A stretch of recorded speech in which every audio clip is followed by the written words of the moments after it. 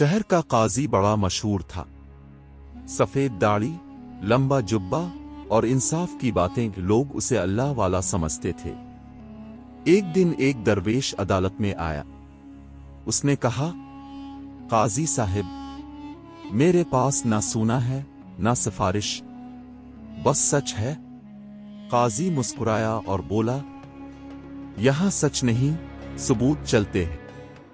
درویش نے خاموشی سے کہا، اگر سچ بولا جائے اور فیصلہ پھر بھی بکا ہوا ہو تو یہ عدالت نہیں، بازار ہے۔ قاضی چونک گیا، مجمع خاموش ہو گیا۔ درویش نے ایک کاغذ رکھا اور کہا، یہ وہی فیصلہ ہے جو اپنے کل پیسوں کے بدلے لکھا تھا، صرف نام بدل دیا گیا ہے۔